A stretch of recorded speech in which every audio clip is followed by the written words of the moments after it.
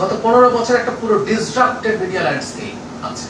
যেমন বলা হচ্ছে যখন সরকারের রেস্ট্রিকশন থাকে তখন মিসইনফরমেশন, ডিসইনফরমেশন, গুজব এগুলো ছড়ায় অনেক বেশি। আমি তো মনে করি এই মুহূর্তে বাংলাদেশে খুবই মুক্ত মিডিয়া আছে। এটা কি কমেছে? তাতে কমে আমি মনে করি। মানে আমি তথ্য মন্ত্রণালয়ের উপদেষ্টা, মানে আমাদের সাথেই মিডিয়াগুলো কানেক্টেড। আমি একটা ব্রিফিং এ বলছি এই বছরে যতটা টার্গেট করা হয়েছিল খাল খননের তার অর্ধেক খাল খনন করা হয়েছে।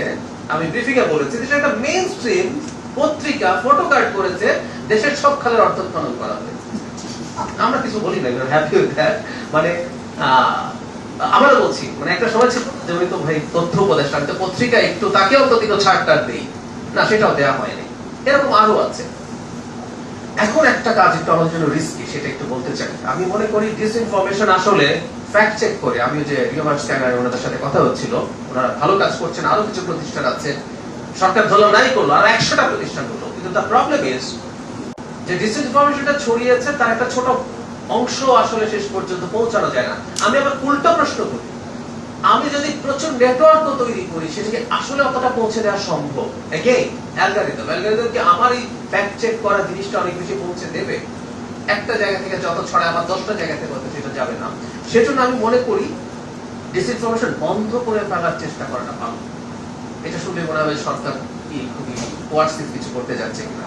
খানিকটা মানি লন্ডারিং এর মতো, বলা হয় টাকা লন্ডার্ড হয়ে গেলে এটা ফেরত আনা আসলে যায় না, রাদার স্টেপ নিতে হয় মানি লন্ডারিং যেন না হয়।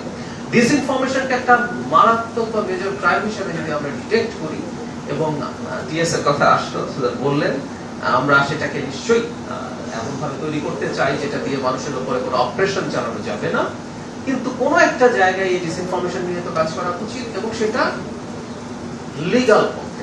মানে ডিসইনফরমেশন একটা ক্রাইম, এবং এই ক্রাইমটা করা যাবে না। আমি আবারও বলছি এটা অবশ্যই এমন ভাবে হবে না আগের যে সরকার ছিল ধরে যাবে যে কাউকে গ্রেফতার করে ফেলা, কিন্তু একটা আইনগত পদ্ধতিতে এটা মোকাবেলা পাশাপাশি করা দরকার। আপনাদের বাকি সবকিছুর সাথে আমি একেবারেই একমত।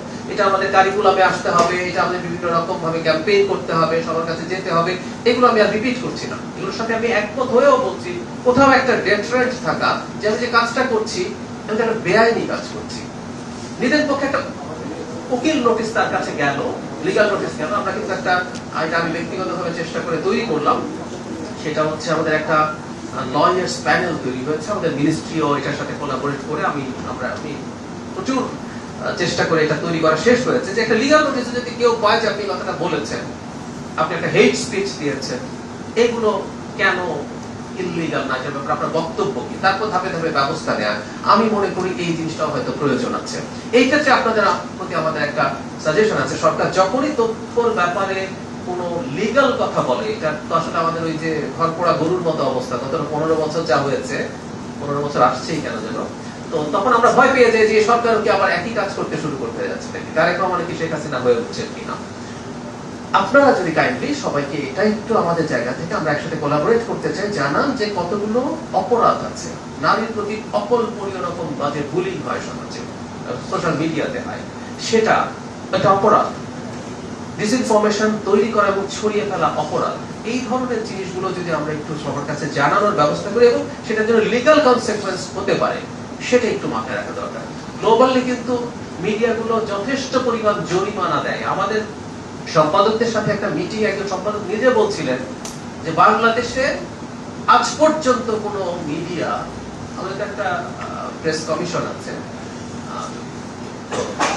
প্রেস কাউন্সিল আছে, সেই প্রেস কাউন্সিলে আজ পর্যন্ত কোনো কাউকে ডেকে কোনো মিডিয়ার জরিমানা দিতে হয়েছে তার ইররেসপন্সিবল আচরণের জন্য, এটা ঘটে না। তো সারা পৃথিবীতে আচ্ছাড় ঘটছে, যেগুলোতে যেসব দেশে অনেক বেশি মিডিয়া ফ্রিডম আছে।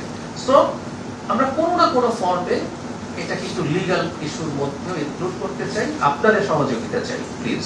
আমরা একথা বলে শেষ করব, আইন দেখে আসলে ভয় পাওয়ার কিছু নাই।